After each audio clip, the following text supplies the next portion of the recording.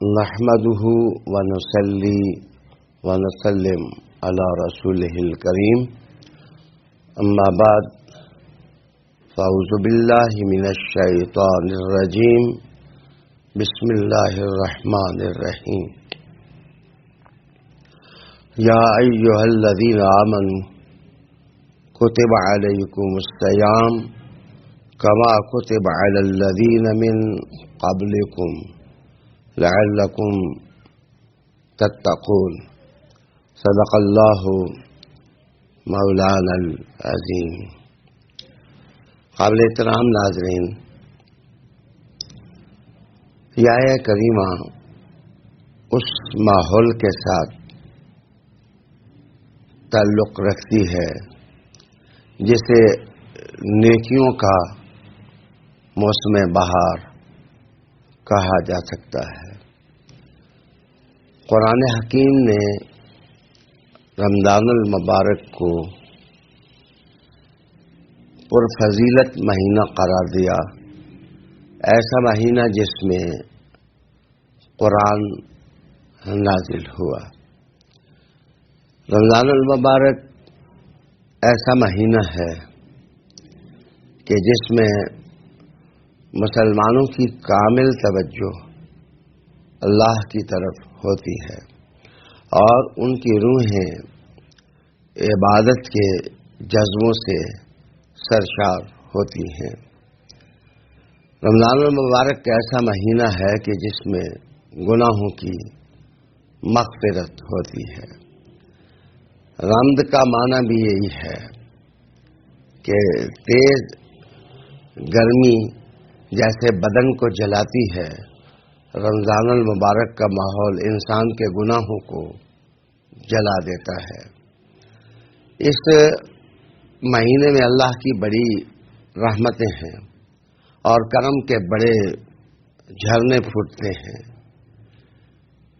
قرآن حکیم نے اس مہینے کے تقدس کا خیال رکھنے کا حکم دیا اور ایمان والوں کو مخاطب کیا اور کہا یا ایھا الذین آمنوا، اے ایمان والو، کتب علیکم الصیام، تم پر روزے فرض کر دیے گئے ہیں۔ یہاں ناظرین میں ایک بات کی طرف توجہ دلاؤں گا کہ امام جعفر صادق پاک رضی اللہ تعالی عنہ کا قول ہے کہ کوئی بڑی ہستی جب کسی چھوٹے کو مخاطب کرے تو اس کے لفظ ہی زندگی کا پیغام ہوتے ہیں۔ اللہ تعالی نے جب اپنے بندوں کو یا ایھا الذین آمنوا کہہ کر خطاب کیا تو جعفر صادق پاک کہتے ہیں اس میں اتنی لذت ہے اور اس میں لطف و کرم کا ایسا بحر بے پایاں ہے کہ ہر تھکاوٹ دور ہو جاتی ہے، ہر سستی دور ہو جاتی ہے۔ اصل میں وہ کہتے ہیں کہ روزہ رکھنا صبح سے شام تک ایک مشکل کام ہے، کھانا چھوڑ دینا، پینا چھوڑ دینا اور پھر یہ خیال رکھنا کہ میری توجہ کسی گناہ کی طرف نہ جائے، زبان کو بچا کے رکھنا، تو یہ ایک صعوبت والا کام ہے۔ لیکن جب اللہ نے روزے فرض ہونے کا ذکر کیا تو کہا یا ایھا الذین آمنوا، اے ایمان والو۔ تو امام جعفر صادق کہتے ہیں کہ وہ جو تھکاوٹ ہوتی ہے، تھکن ہوتی ہے، چبھن ہوتی ہے، انسان روزہ رکھنے میں تکلیف محسوس کرتا ہے، اللہ کی یہ آواز اتنی لذت رکھتی ہے کہ ہر مشکل دور ہو جاتی ہے اور انسان مستعد ہو جاتا ہے روزہ رکھنے کے لیے۔ ارشاد باری ہے یا ایھا الذین آمنوا، اے ایمان والو، کتب علیکم، تم پر فرض کر دیے گئے ہیں الصیام، روزے۔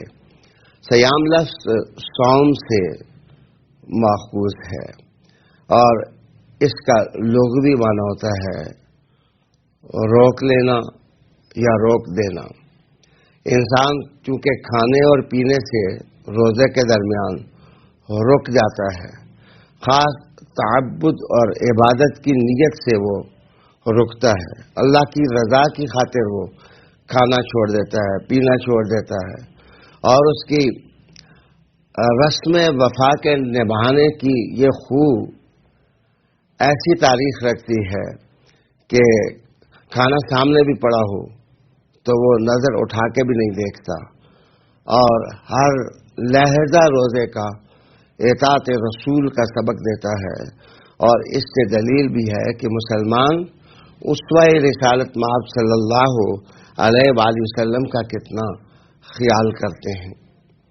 یہاں رب کریم نے جب روزے کا حکم دیا تو کما کتب علی الذین من قبلکم، یہ روزہ تم پر اسی طرح فرض کیا گیا ہے جیسے جو لوگ تم سے پہلے گزرے ہیں ان پر بھی روزہ فرض کیا گیا. اس کا مطلب یہ ہے کہ ایک تو روزے کی تاریخ کی فضیلت قرآن حکیم نے بیان کی اور ارشاد فرمایا کہ یہ اتنی عظمت مآب چیز ہے، اتنی خوبصورت عبادت ہے اور اتنی کردار ساز عبادت ہے کہ کوئی قوم اس آسمان کے نیچے، کوئی مذہب رکھنے والی کوئی ملت اس آسمان کے نیچے نہیں گزری جن پر روزہ فرض نہ کیا گیا ہو. ہر مذہب میں، ہر مکتب میں روزے کا تصور ہے. یہ تو تاریخی فضیلتوں کا بیان ہے کہ اے مسلمانوں، تم آخری امت ہو، اور آخری امت ہونے کے لحاظ سے جیسے پہلے چاند ہلال ہوتا ہے 14ویں کو وہ بدر بن جاتا ہے.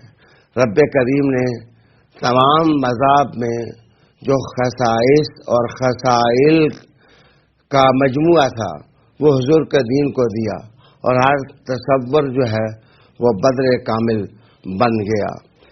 قرآن حکیم نے اللہ تعالیٰ نے ارشاد فرمایا کہ پہلی قوموں پر بھی روزہ فرض کیا گیا اور تم پر بھی روزہ فرض کیا گیا. اس میں ایک نفسیاتی تسلی اور روحانی حکمت کی طرف بھی اشارہ ہے. وہ نفسیاتی بات یہ کہ کوئی مشکل کام سامنے آئے تو آپ کو پہلی بار کرنے کا حکم دیا جائے تو آپ کے لیے کرنا قدرے دشوار ہوگا، لیکن آپ دیکھیں کہ آپ سے پہلے کچھ لوگ کھڑے ہیں تو وہ اگر وہ کام کرتے ہیں تو پیچھے آنے والوں کو بھی قدرے آسانی محسوس ہوتی ہے. مثلا پرانے زمانے میں بچوں کو جس وقت انجیکشن لگائے جاتے تو پہلا انجیکشن لگانا مشکل ہوتا. جس وقت 5-10 بچے انجیکشن لگوا لیتے تو پیچھے آنے والے بچوں کے لیے بھی آسانی محسوس ہونے لگ جاتی. تو رب کریم نے ایک آسانی کا پہلو بیان کیا کہ تم سے پہلے تمام لوگ روزہ رکھتے رہے ہیں اور ان پر روزہ فرض کیا گیا ہے. تو اے غلامان رسالت مآب صلی اللہ علیہ نبی الکریم، یہ کوئی انوکھی نرالی عبادت نہیں ہے جو تمہیں دی جا رہی ہے. جو لگائے حیات میں ہر قوم اور ہر ملت روزہ رکھتی رہی، اس لیے تمہیں بڑی آسانی کے ساتھ اللہ کے دسترخوان سے یہ جو فیض مل رہا ہے اس کو قبول کرنا چاہیے اور پورے عزم اور پوری احتیاط کے ساتھ روزے رکھنے کا اہتمام کرنا چاہیے. یہاں اس آیہ کریمہ میں یہ بھی کہنا چاہوں گا کہ علت بھی بیان کی کہ روزہ رکھنے سے فائدہ کیا ہوتا ہے، اس سے جسم انسانی پر کیا خوشگوار اثرات مرتب ہوتے ہیں. قرآن مجید نے کہا لعلکم تتقون، اے ایمان والو اگر تم روزہ رکھو گے تو اس روزہ رکھنے کا فائدہ کسی اور کو نہیں ہوگا. اس کی جو منفعتیں ہیں، اس کے اندر جو عظمتیں ہیں اور فضیلتیں ہیں، ان کا فیض تم کو پہنچے گا. اور ہر روزہ تمہارے اندر تقوی کی بہار لے کر آئے گا۔ تقوی کیا ہو سکتا ہے اور تقوی کی کیا تعریف ہو سکتی ہے؟ جناب حضرت عمر رضی اللہ تعالیٰ نے حضرت کعب سے جب پوچھا تو ان ہمارے اسلاف سے تقوی کی یہ تعریف سامنے آئی کہ اگر کوئی کانٹوں بھری زمین ہو اور انسان کو اس خارستان سے چلنا پڑے تو وہ اپنے لباس کو سمیٹ کر چلتا ہے تاکہ کوئی کانٹا چبھ نہ جائے، اور اس کی کوئی خلش زندگی میں بے چینی نہ پیدا کرنے لگ جائے، تو جس طرح خارستان سے اپنے آپ کو اور کپڑوں کو بچا کر ایک آدمی چلتا ہے، متقی شخص بھی زندگی کے صحرا سے جس وقت گزرتا ہے تو وہ احتیاط کرتا ہے کہ کوئی ایسا گناہ نہ ہو جائے، مجھ سے کوئی ایسی لغزش نہ سرزد ہو جائے، مجھ سے ایسا کوئی قصور والا کام نہ ہو جائے جس سے اللہ ناراض ہو جائے یا رسول کریم صلی اللہ علیہ وسلم ناراض ہو جائیں۔ میں کہہ سکتا ہوں کہ تقوی دراصل اسلامی کردار کا نام ہے۔ تقوی دراصل اس کیریکٹر کا نام ہے جو کیریکٹر اسلام اپنے ماننے والوں میں پیدا کرتا ہے۔ اب صرف مرض کی نشاندہی قرآن حکیم نے نہیں کی، ساتھ نسخہ شفا بھی دیا ہے، ساتھ نسخہ کیمیا بھی دیا ہے، ساتھ نسخہ رحمت بھی عطا کیا ہے۔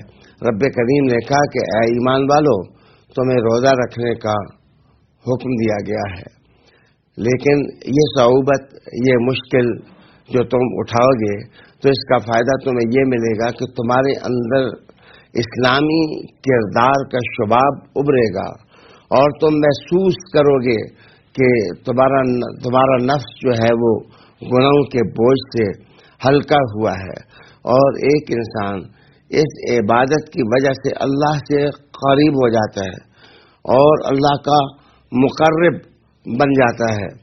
تقوی آپ کہنا چاہیں تو یہ حضور کے قرب کا نام ہے، تقوی اگر پوچھنا چاہیں تو اللہ کے قرب کا نام ہے۔